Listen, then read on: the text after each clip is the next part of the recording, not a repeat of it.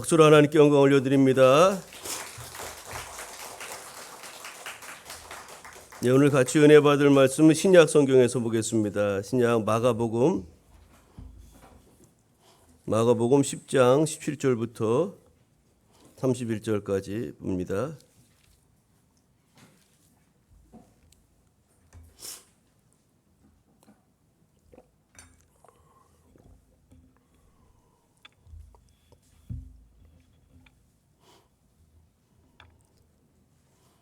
다 찾으셨는지 알고 제가 말씀을 봉독하겠습니다.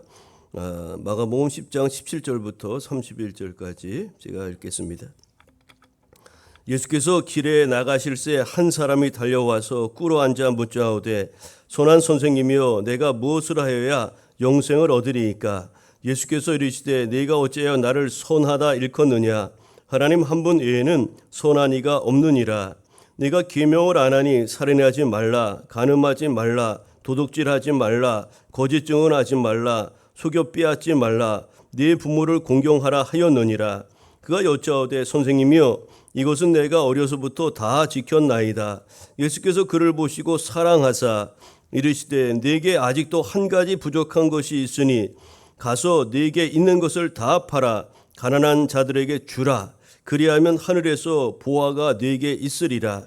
그리고 와서 나를 따르라 하시니 그 사람은 재물이 많은 고로 이 말씀으로 인하여 슬픈 기색을 띠고 근심하며 가니라. 예수께서 둘러보시고 제자들에게 이르시되 재물이 있는 자는 하나님 나라에 들어가기가 심히 어렵도다 하시니 제자들이 그 말씀에 놀라는지라. 예수께서 다시 대답하여 이르시되 얘들아 하나님의 나라에 들어가기가 얼마나 어려운지 낙타가 바늘기로 나가는 것이 부자가 하나님의 나라에 들어가는 것보다 쉬우니라 하시니 제자들이 매우 놀라 서로 말하되 그런즉 누가 구원을 얻을 수 있는가 하니 예수께서 그들을 보시며 이르시되 사람으로서는 할 수 없으되 하나님으로는 그렇지 아니하니 하나님으로서는 다 하실 수 있느니라. 베드로가 여짜와 이르되 보소서 우리가 모든 것을 버리고 주를 따랐나이다. 예수께서 이르시되 내가 진실로 너희에게 이르노니 나와 복음을 위하여 집이나 형제나 자매나 어머니나 아버지나 자식이나 전토를 벌인 자는 현세에 있어 집과 형제와 자매와 어머니와 자식과 전토를 100배나 받되 박해를 겸하여 받고 내세에 영생을 받지 못할 자가 없느니라. 그러나 먼저 된 자로서 나중되고 나중된 자로서 먼저 될 자가 많으니라. 아멘. 예, 오늘 우리가 읽은 마가복음 10장 17절 이하의 말씀 중심으로 영생에 이르는 길, 그런 제목으로 함께 말씀을 나누겠습니다. 우리가 지난 주일에는 70인의 전도대를 앞서 파송하시면서 각 지역과 동네에 가셔서 이제 주님께서 이제 복음을 전한 그런 내용 우리가 살펴보았습니다. 주님이 이 땅에 오신 목적이 섬기러 오셨다는 말씀도 있지만 또 전도하러 오셨다 그러면서 제자들에게 우리가 다른 마을로 가자 그렇게 말씀하신 것을 우리가 살펴보았어요. 하나님께서는 당시에 70인의 전도대를 택하여 주의 복음 증거하기 위해서 앞서 보내셨던 것처럼 오늘 이 시대에 하나님의 사람 된 성도 된 저와 여러분을 이 시대의 70인의 전도대로 삼으셔서 주님께서 가시고자 하시는 그런 각 지역과 동네에 우리 삶의 자리로 앞서 보내시면서 그 가운데서 구원받을 성도들을 하나님이 택하시고 또 구원의 자리로 인도하신다는 것을 우리가 지난 시간에 같이 나누었습니다. 우리가 전도축제 우리가 하나님이 우리를 먼저 앞서 보내시는 겁니다. 그리고 우리를 통해서 우리가 전한 그곳에 하나님의 역사가 나타나고 또 하나님의 영이 임하시고 주님의 권능이 역사하셔서 영혼 구원의 그 놀라운 역사들이 그렇게 이루어져 가는 것이죠. 오늘 우리가 읽은 본문 말씀은 우리가 믿음 생활하면서 너무나 많이 들었던 그런 말씀 아닙니까? 특별히 영생에 대한 문제를 한 젊은 부자 관원 청년에 대한 그런 대화를 통해서 우리에게 전해주고 있는 말씀입니다. 먼저 본문에 그 한 사람이 나왔다고 하는데 그 한 사람이 예수께 나와 무릎을 꿇고 무엇을 하여야 선한 선생이여 내가 무엇을 하여야 영생을 얻을 수 있겠습니까? 이제 그렇게 물어보죠. 이 사람은 부자 청년이면서 관원이었다고 공관복음서에 그렇게 소개하고 있습니다. 이 사람은 재물과 명예 그 모든 것을 누리고 있었던 것으로 우리가 볼 수가 있죠. 어떻게 부자가 청년인데 부자가 되었고 또 그가 유대 사회의 관원이 될 수 있었는가 그런 걸 생각해 본다면 이는 좋은 집안의 사람이었을 것으로 추정해 볼 수가 있고 소위 요즘 말로 이야기하면 금수저였지 않았을까 그런 생각도 해봅니다. 그럼에도 불구하고 그는 방탕에 빠지지 않고 의롭게 살고자 하는 그런 종교적인 열심도 이 부자 청년 관원에게는 있었던 것으로 보입니다. 그런데 여러분 이 사람에게도 문제가 있었다는 거예요. 이 세상에 문제없는 사람이 한 사람도 없지 않습니까? 이 사람의 문제는 무엇이었냐면 바로 구원에 대한 확신이었습니다. 영생에 대한 확신, 구원에 대한 확신이 이 사람에게는 없었던 거죠. 그래서 예수님께 찾아와 그 영생의 길, 구원의 길에 대해서 묻게 된 것이죠.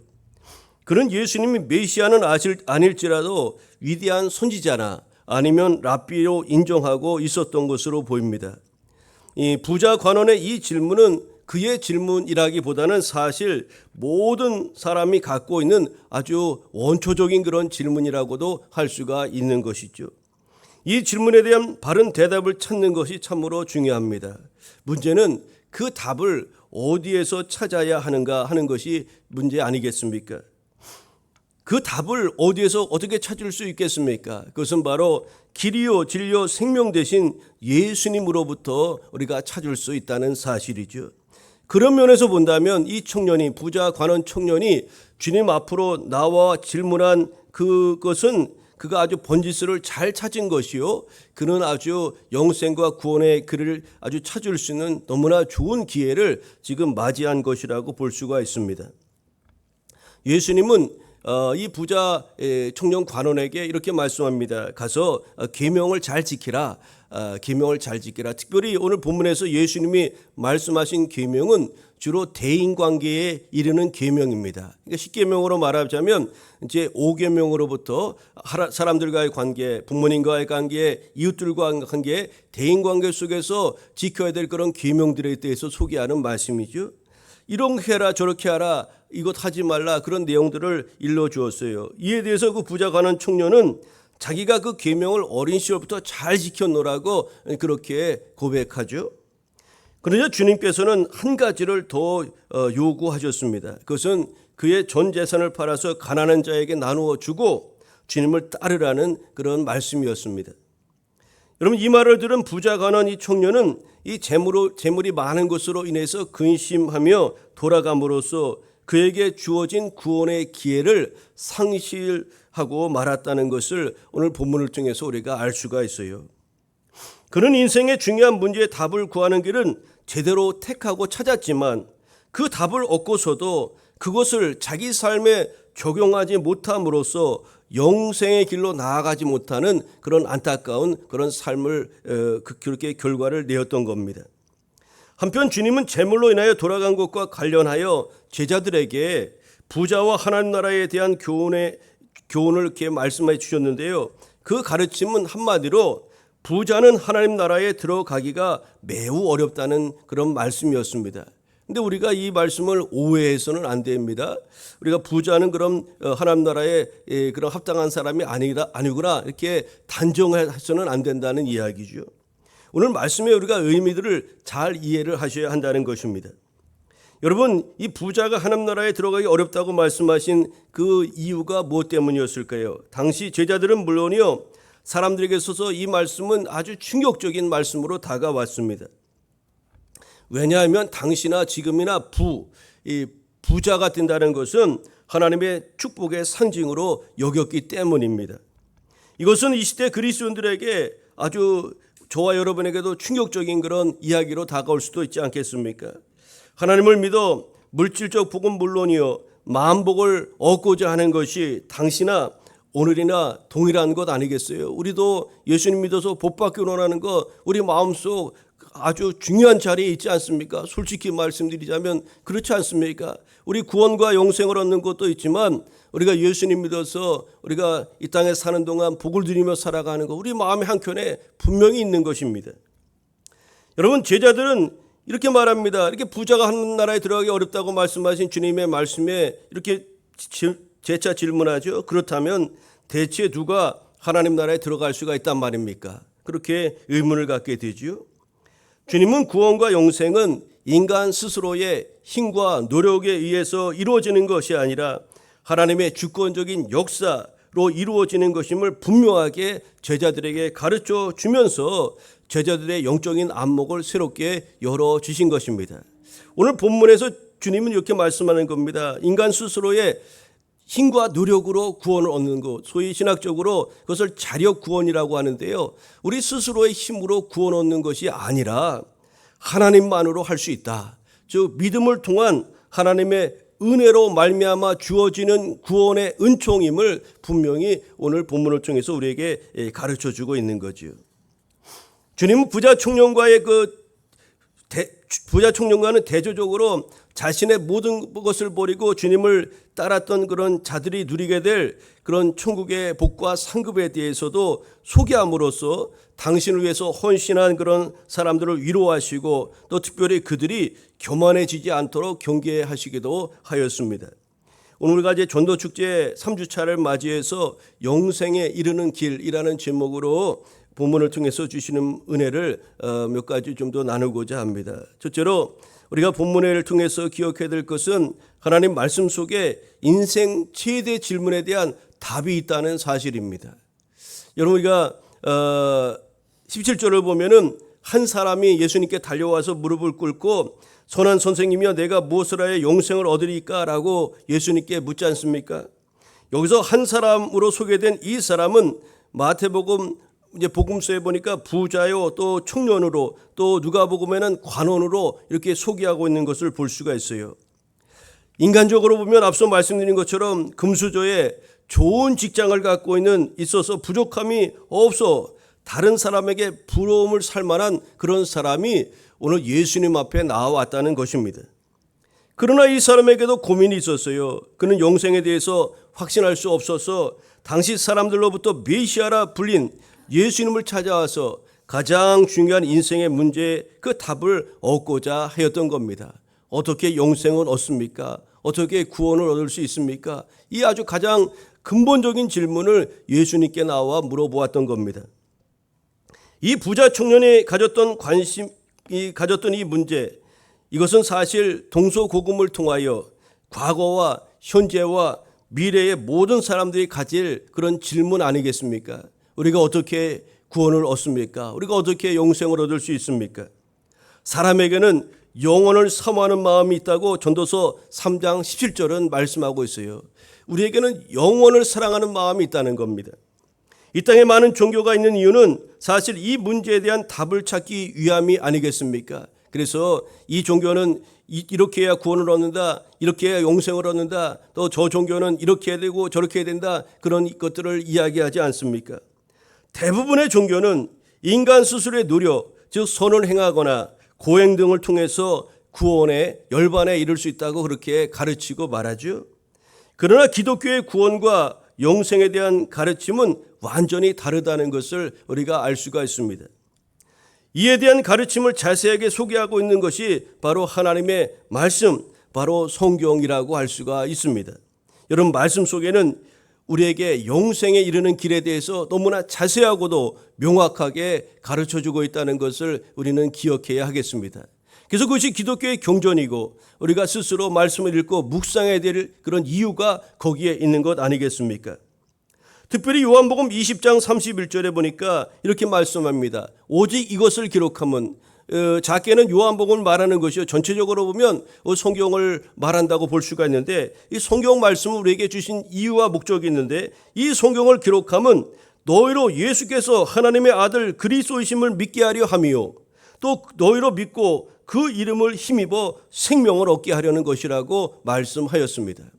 성경을 우리에게 주신 목적이 너무나 분명하고도 명확하다는 사실입니다. 또한 요한복음 5장 39절에는 너희가 성경에서 영생을 얻는 줄 생각하고 성경을 연구하거니와 이 성경이 곧 내게 대하여 증언하는 것이니라고 말씀하였습니다. 성경에서 핵심 주인공은 바로 바로 예수 그리스도를 말씀하는 겁니다.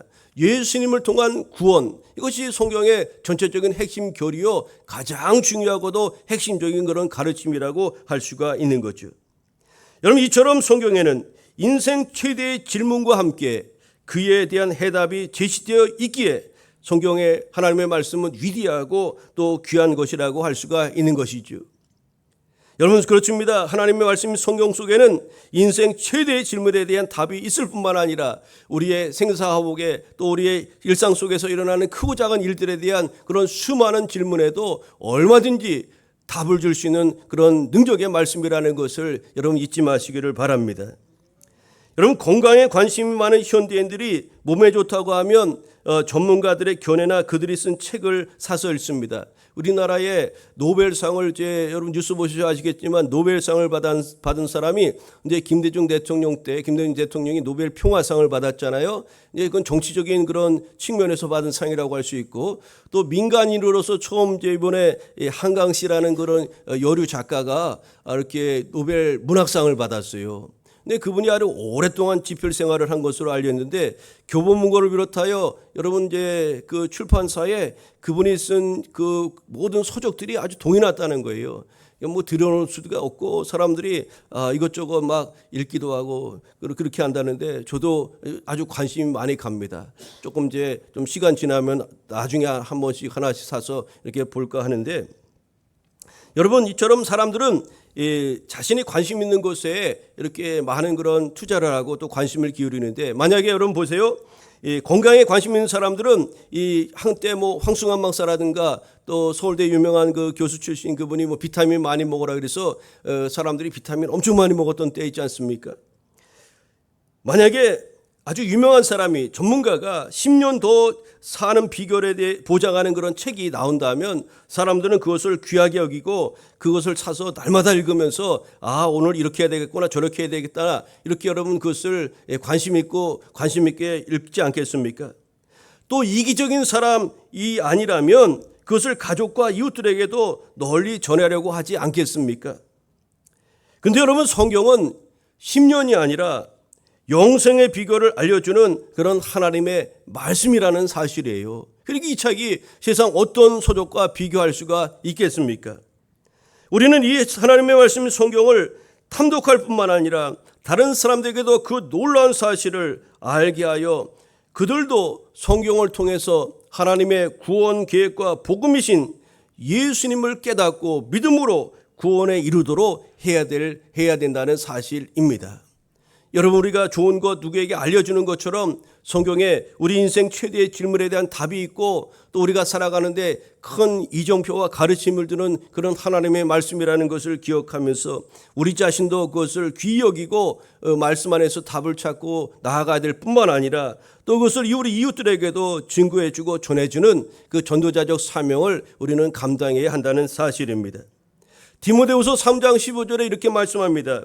또 어려서부터 성경을 알았나니 성경은 능히 너로 하여금 그리스도 예수 안에 있는 믿음으로 말미암아 구원에 이르는 지혜가 있게 하느니라. 여러분, 하나님의 말씀은 인생 최대에 대한 질문, 영생과 구원의 길에 대한 그런 분명한 가르침과 답을 제시하고 있다는 것을 기억하시고 우리 하나님의 말씀을 더 귀히 여기고 이 안에서 생명의 길을 찾고 나아가고 뿐만 아니라 그것을 우리 주변의 사람들에게 전하는 여러분 되시길 바랍니다. 오늘 본문을 통해서 주시는 바 두 번째 은혜는 무엇입니까? 구원과 영생의 길은 오직 예수 그리스도를 믿음으로 시작된다는 사실입니다. 여러분, 오늘 부자 청년이며 관원이었던 이 사람의 행적은 구도자적인 삶을 살아가는 이 시대 그리스도인 된 저와 여러분에게 많은 도전을 주는 그런 모습이라고 볼 수가 있습니다. 여러분, 이 부자 청년은 유대 관원이었어요. 유대 관원. 그는 유대 사회에서 추망받는 그런 사람이었다는 거예요. 그는 기득권이 있었다는 겁니다. 유대 관원이라는 것은. 그는 자신이 사회적 신분을 생각해서 처신해야 될 그런 상황과 입장에 있었던 사람입니다. 그의 동료들 대부분은 그들의 관리들의 눈에 보인 예수님은 그저 보잘것없는 나사렛 출신의 한 목수에 불과하였고 어부들과 세리들을 제자로 데리고 다니는 뜨내기 교사 정도로 그렇게 대부분 인식하고 보았던 겁니다. 유대 관리인들의 눈에는. 그러나 오늘 본문 속에 이 부자 청년 관원은 예수님께 나와 무릎을 꿇었다고 말씀하고 있어요. 그런 예수님께 나왔던 많은 사람들과는 질적으로 다른 동기를 가지고 예수님께로 나온 사람임을 알 수가 있습니다. 그는 다른 추종자들처럼 출세의 기회를 누리면서 예수님께 나온 것이 아닙니다. 단순한 종교적인 호기심을 갖고 주님께 나온 것도 아니었습니다. 빵을 얻어먹거나 또 질병의 치유를 바라고 예수님께로 나온 것도 아니었죠. 그런 예루살렘의 유대 종교 지도자들처럼 예수님을 신성 모독죄라는 그런 올무에 빠뜨리려고 교묘한 신학적인 질문을 던지면서 예수님께 접근한 사람도 아니었습니다. 그는 다만 영원한 생명에 대한 불타는 갈망을 안고서 예수님 앞으로 나아온 것이죠. 여러분, 예수님께 나온 동기와 자세가 너무나 진실되고 또 아주 진지하였다는 것을 우리는 알 수가 있어요. 주님은 이런 부자 청년의 그런 자세를 바라보며 그를 향해서 이렇게 말씀합니다. 예수께서 그를 보시고 사랑하사 이르시되, 주님께서 그 부자 청년을 사랑하셨다고 성경은 말씀하고 있다는 사실입니다. 오늘날에도 여러 가지 이유와 목적을 가지고 예수님께 나오는 우리 자들이 있습니다. 또 교회에 다니는 그런 사람들이 많이 있다는 거죠. 그러나 오늘 본문의 부자 청년처럼 영생에 대해 뜨겁고 간절한 갈망을 품고 순수한 동기와 겸비한 자세를 가지고 예수님께 나아가는 사람들은 점점점 줄어들고 있다는 사실입니다. 많은 사람들이 아직도 그릇된 동기와 비상적인 종교 심리를 따라서 교회를 찾는 경향이 많이 있다는 거죠. 그냥 교회 와서 내 마음의 평강 누리면 된다. 그래서 구경꾼 교인처럼 왔다가 예배 드리면서 스스로 위로하는 겁니다. 그리고 은혜 받았다고 하고 그 마음 가지고 돌아가는 거예요. 여러분, 우리 자신을 진지하게 한번 오늘 이 아침에 돌아보았으면 좋겠습니다.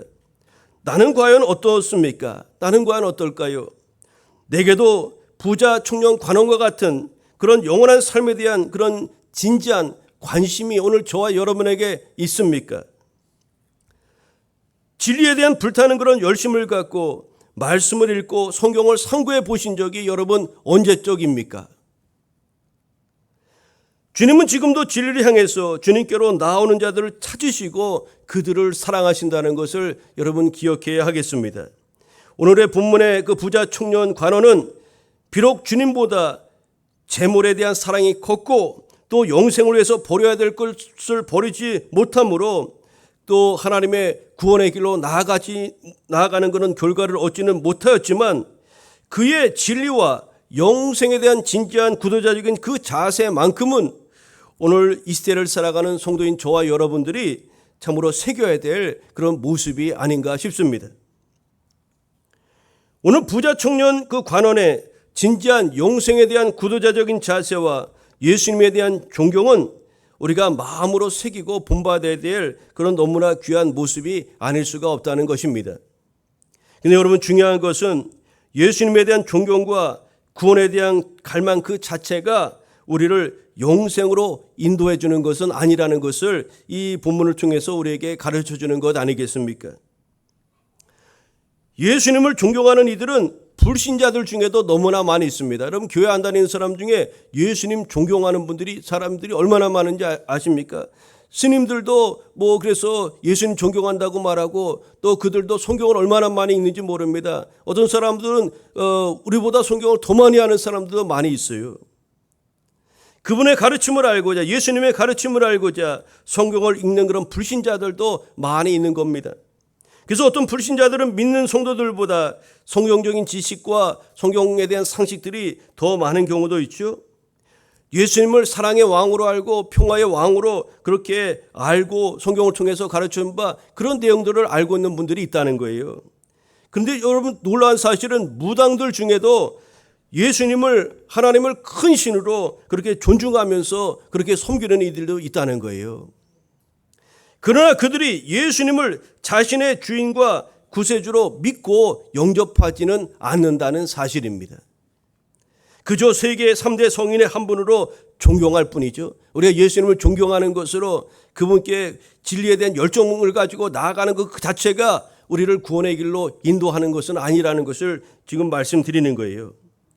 여러분, 이런 사람들처럼 예수님을 존중하고 말씀을 많이 읽고 듣는다고 해서 그 자체가 우리에게 영생을 가져다 주는 그런 영생의 길은 아니라는 사실이죠.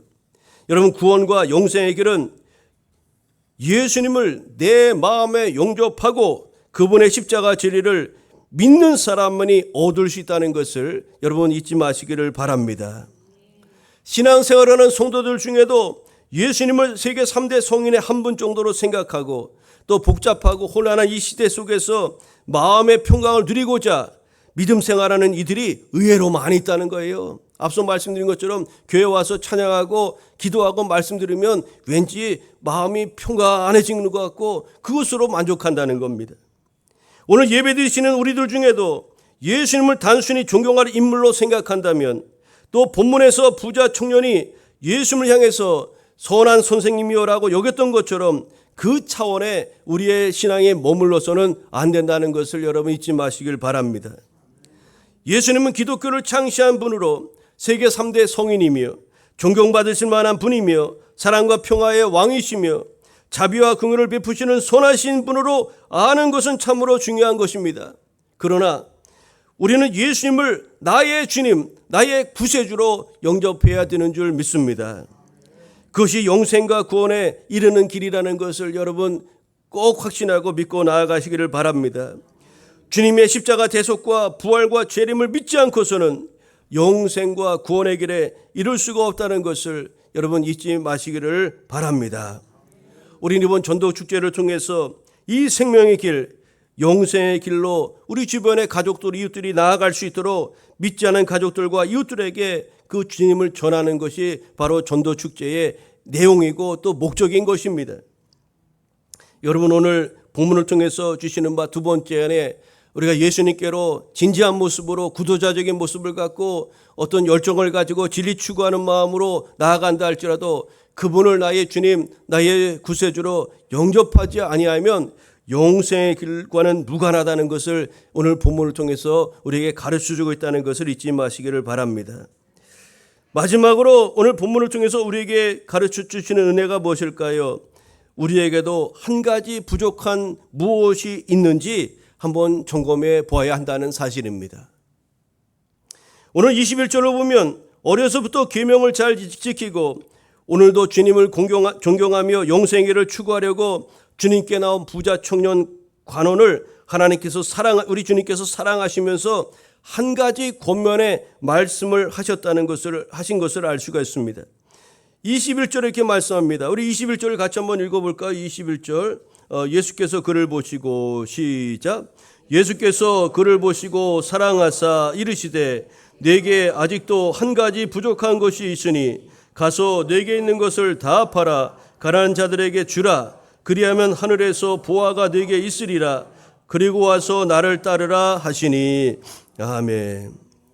여러분, 여기서 한 가지, 이 부자 청년 관원에게 주께서 한 가지 부족한 것이 있다고 말씀하셨는데 이 청년에게서 한 가지 부족한 것이 무엇이었는지는 우리가 이어지는 말씀을 통해서 알 수가 있습니다.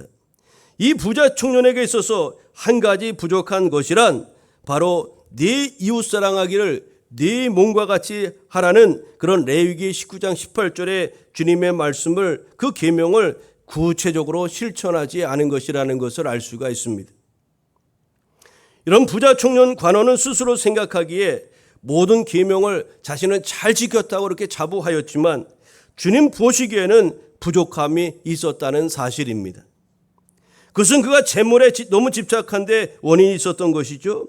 그는 10계명에 하지 말라는 여러 계명들을 잘 지켰다고 생각하였지만 사랑하라, 행하라, 무엇을 행하라는 그런 적극적인 그런 말씀에 온전히 순종하지 않았던 것이며 결국 그 한 가지 계명을 준수하지 않으므로 모든 하나님의 말씀을 지키지 않는 그런 결과를 얻게 되고 만 것이죠. 여러분, 오늘 본문 속에 있는 부자 청년 관원처럼 우리에게도 내 보기에는, 내 스스로 생각할 때는 열심히 신앙생활하고 하나님 앞에 우리가 충성스러운 종으로 나아가는 것처럼 보이지만 주님 보시기에 한 가지 부족한 것이 우리에게도 있을 수 있다는 사실입니다. 그리고 그러한 한 가지 부족한 것은 부자 청년의 재물과 같이 우리로 주님을 따르지 못하게 하는 직접적인 요인이 될 수도 있다는 사실을 우리는 기억해야 한다는 거예요. 주님 앞에서 오늘 저와 여러분이 부자 청년처럼 온전하다고 자신할 수 있겠습니까?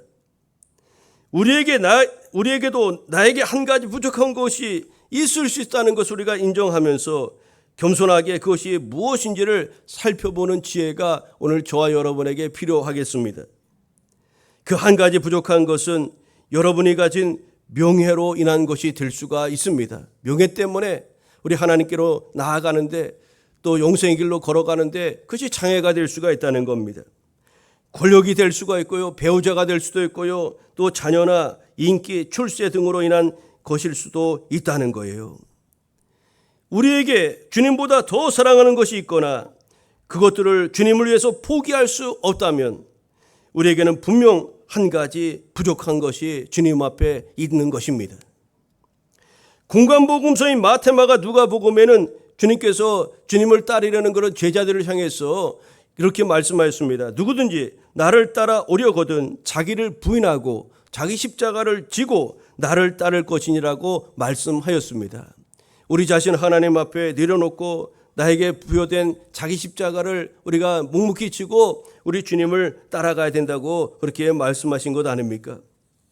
우리는 정녕 나를 위해서 자신의 생명을 내어주신 우리 주님 예수 그리스도를 최고로 사랑하고 우리가 가장 귀하게 여기는 것조차 주님을 위해서라면 기꺼이 포기함으로써 주님 앞에 온전한 자로 발견되어야 하지 않겠습니까? 오늘 저와 여러분 그런 하나님의 사람으로 우리를 찾으시는 것 아니겠어요? 이제 말씀의 결론을 맺고자 합니다. 오늘 우리가 본문 26절부터 27절의 그 말씀은 인간 구원의 주체가 누구인지 주님께서 우리 모두에게 완전하게 또 분명하게 선포하신 그런 말씀입니다. 부는 당시 사람들에게 있었으나 지금도 하나님의 복으로 우리가 그렇게 여기고 있지 않습니까? 그래서 제자들은 하나님께 복을 받은 부자가 구원받지 못하게 된다면 대체 누가 구원을 받을 수 있는가 의문을 가질 수밖에 없었던 겁니다. 아니 부유한 거 하나님의 이미 복받은 사람 아닙니까? 그 복받은 사람이 영생의 길을 얻지 못하고 구원받을 수 없다면 대체 누가 구원을 받을 수 있단 말입니까? 여러분 제자들의 그 질문이 있을 법한 질문 아닙니까? 우리도 동일한 질문을 주님 앞에 할 수 있는 것입니다. 제자들이 서로 매우 놀라서 26절에 이렇게 말하죠. 그런즉 누가 구원을 얻을 수 있는가? 서로 막 질문하는 겁니다. 서로 귀에 대고 야, 저 말씀 알겠냐? 알아듣겠냐? 나는 도대체 무슨 소리인지 모르겠다. 아니 저 사람이 하나님의 은혜 입은 사람인데 저 사람이 구원받지 못하면 대체 누가 구원받을 수 있단 말이야? 서로 이런저런 이야기를 막 이야기했던 거죠. 이 제자들의 그런 물음과 질문 앞에 주님께서 27절을 통해서 이렇게 말씀하신 겁니다. 예수께서 그들을 보시며 이르시되 사람으로는 할 수 없으되 하나님으로서는 그렇지 아니하니 하나님으로서는 다 하실 수 있느니라. 여러분 이 한마디 말씀 속에는 기독교 구원의 진리가 압축되어 있는 것입니다.